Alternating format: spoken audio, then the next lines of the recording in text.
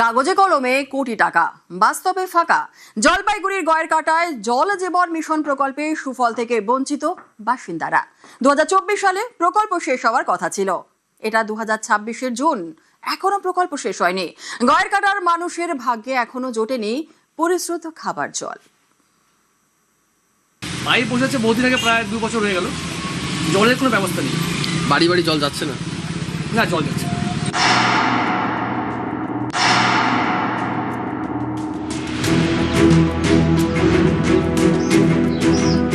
জলপাইগুড়ির গয়েরকাটায় জল জীবন মিশন প্রকল্পে জালিয়াতি। প্রকল্পের নামে কোটি কোটি টাকা বরাদ্দ, কিন্তু এখনো বাড়ি বাড়ি পৌঁছয়নি জল। প্রকল্প আছে, জল নেই।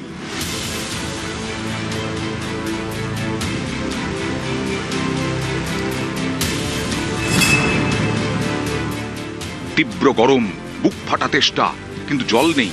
গয়েরকাটার মানুষের সঙ্গে এক নিষ্ঠুর তামাশা। প্রকল্পে কোটি টাকা বরাদ্দ হয়েছে, কিন্তু বাস্তবে কাজের কাজ কিছুই হয়নি। 2023-এর 26শে সেপ্টেম্বর ঘটা করে জল জীবন মিশনের বোর্ড ঝোলানো হয়েছিল। প্রকল্পের জন্য বরাদ্দ হয়েছিল 3,33,54,761 টাকা। কাজ শেষ হওয়ার কথা ছিল 2024-এর মধ্যেই।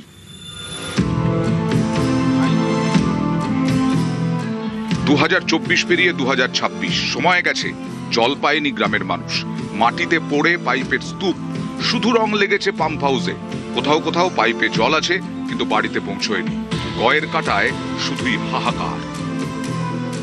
পাইপ বসেছে, কিন্তু অর্ধেক বসেছে, মানে আমাদের বাড়ির যতটুকু অতটুকু আসেনি। রাস্তায় রাস্তায় যে এমনি টাইম কলের যে থাকে ওটা দিয়েছে, কিন্তু বাড়ি বাড়িতে দেয়নি। না, এখানে তো কোনো কাজই হয়নি।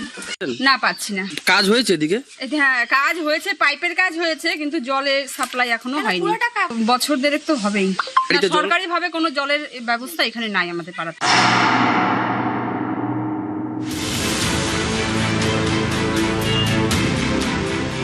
প্রকল্পের জন্য বরাদ্দ কোটি কোটি টাকা তাহলে কোথায় গেল? কেন এখনো শেষ করা গেল না প্রকল্পের কাজ? তৃণমূলের বিরুদ্ধে দুর্নীতির অভিযোগে সরব বিজেপি। টাকা খরচ হয়ে গেছে, মানুষ জল পায়নি, শুধু আধার কার্ড নিয়ে নিয়েছে, দেখিয়ে দিয়েছে সরকারকে যে কানেকশন হয়ে গেছে। এখন তদন্তের দাবি করবে। যারা সরকারি টাকার নয়ছয় করেছে, দুর্নীতি করেছে, তারা কেউ রেহাই পাবে না, তারা সবাই শাস্তি পাবে। তৃণমূলের দাবি, কেন্দ্র টাকা দেয়নি, তাই ঠিকাদাররা টাকা পাননি, ফলে প্রকল্পের কাজ থমকে গেছে।